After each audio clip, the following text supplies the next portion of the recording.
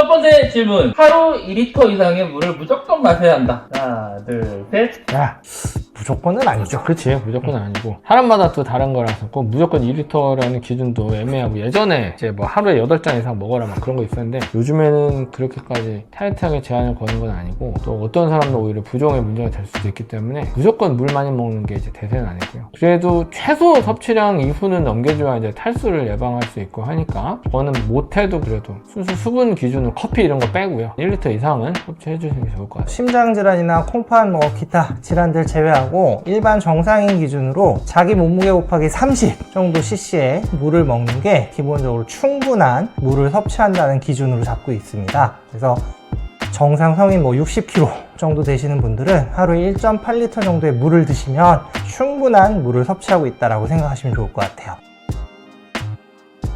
두 번째. 잠은 8시간 이상 자야 면역력이 좋아진다.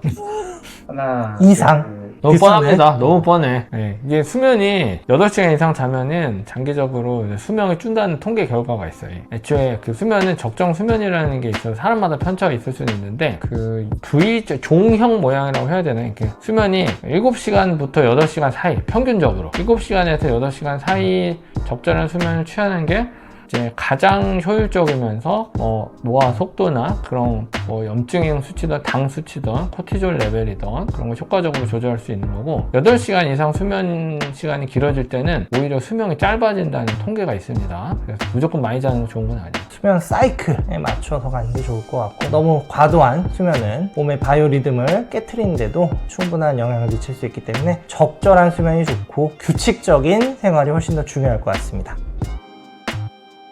비타민 영양제는 식사 전 공복에 먹는 게 흡수가 잘 된다. 하나, 둘, 셋. 공복에 먹어서 이제 흡수율이 높아지는 문제보다는 이제 비타민 C 같은 거는 이제 산도 자체가 이제 낮은 약이라서 공복 때 먹으면 출혈성 위염이나 이런 위장장애 유발하기가 되게 쉽거든요. 오히려 후에 바로 먹는 걸 추천을 하니까, 흡수율은 식전에 먹거나 식후에 먹거나 크게 차이는 없고, 위장장애를 줄이기 위해서는 차라리 식후에 먹는 걸 추천합니다. 특히 비타민 C. 속 쓰려요. 콜레스테롤 수치가 높은데 나 증상 없는데? 그러면 괜찮다. 하나, 둘, 셋.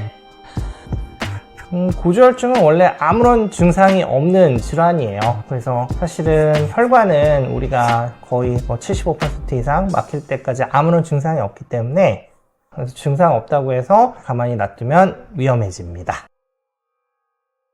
걷기 운동은 최소 30분 이상은 해야 효과가 있다. 하나, 둘, 셋.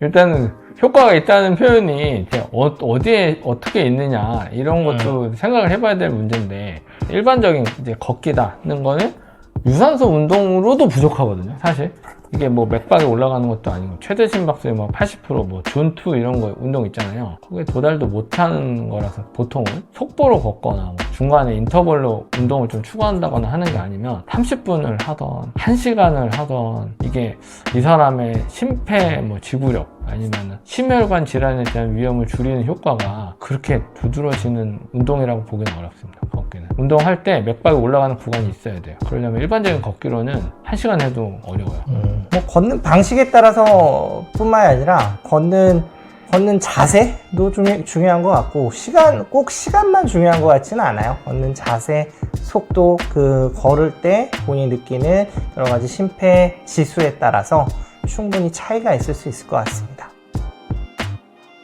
혈압은 오후보다 아침에 더 높게 나올 수 있다. 하나, 둘, 셋. 그렇죠. 애매하긴 한데, 대개는 수면무호흡증처럼 코골이가 있다든지 밤에 잠 주무시는 게 힘드셨던 분들은 야간에 이제 그런 스트레스 때문에 아드레날린 분비가 많아지고 아침 새벽 혈압이 올라가는 분들이 많이 있어요. 그래서 우리가 아침 혈압이 높습니다 라고 하는 분들한테는 항상 야간에 코골이가 있는지 수면무호흡증이 있는지 또 그 원인을 찾기 위해서 여러 가지 체크를 해보면 좋을 것 같습니다. 원래 아침에 일어날 때 사람들이 스트레스를 많이 느끼고, 그때 코티졸이라는 스트레스 호르몬이 아침에 일어난 직후에 많이 올라가거든요. 그래서 이제 뇌졸중 환자들도 보면은 아침에 일어나서 그 문제가 생기는 경우가 꽤 있어요. 아침에 혈압 올라가는 사람이 꽤 많다는 거고, 조심할 필요가 있고, 오후에 이제 퇴근하고 집에 와서 안정을 취하고 그때부터 잠자기 전에서 잘 때까지 이제 옆에 정 원장님이